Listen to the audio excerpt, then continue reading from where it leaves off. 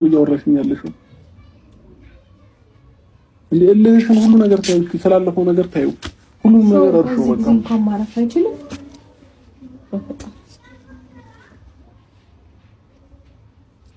ሩታኒ እኮ ሰላምሽን አልነሳውሽም እንዴ? መጥቼ ምን አደረኩሽ? ጨቀጨኩሽ እንዴ? ዛሬ ነው አይደል የመጣሁት? ሌላ ጊዜ መጥቼ አንድ ቀን ጨቅጭቄሽ አውቃለሁ እንዴ? ሰው ሊያስረዳሽ እንኳን የሆነ ነገር እኮ አትወጂም ሩታ። የራስሽን ስሜት፣ የራስሽን ፍላጎት፣ የራስሽን ነገር ብቻ ነው የምታስቀድሚው።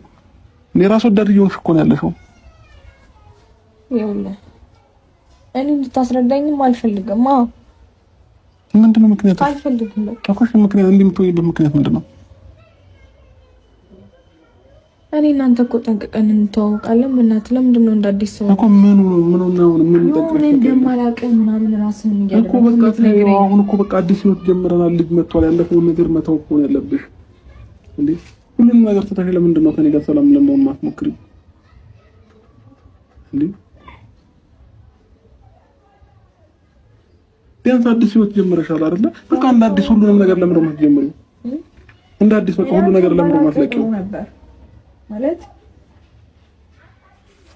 የሆነ እንደዚህ ስታረግ እንኳን ምን አላ አይደለ እንዴ ምናምን ልል እችላለሁ፣ ግን እያወቅኩ ይሄንን ነገር እንዴት ልቀበል?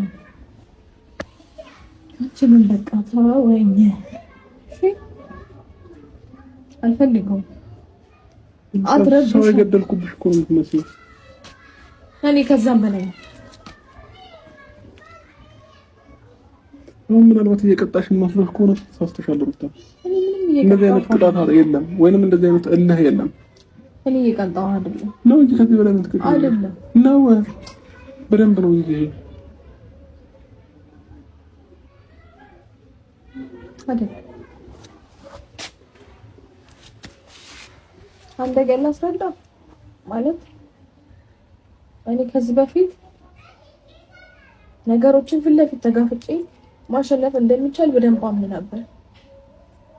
አሁን ግን መተው፣ ከነገሮች መራቅ፣ መሸሽ ምን ያህል ሰላም እንደሚሰጥ ስላገኘ ሁሉንም መተው ነው የኔ ፍላጎት። ስለዚህ ያለፈውን ተይው ከበላቁ ነው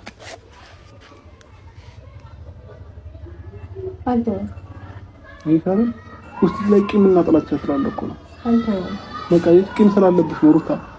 ሰላም መፍጠር ያልቻልሽው ቂም ስላለብሽ ነው። እኔ አንቺ ደስተኛ እንድትሆኚ ብዬሽ እኮ ነው ቪዲዮ በየጊዜው የምመላለሰው። ደስተኛ እንድትሆኚ ብዬሽ እኮ ነው የሚያስደስትሽን ነገር እያደረኩኝ ያለሁት።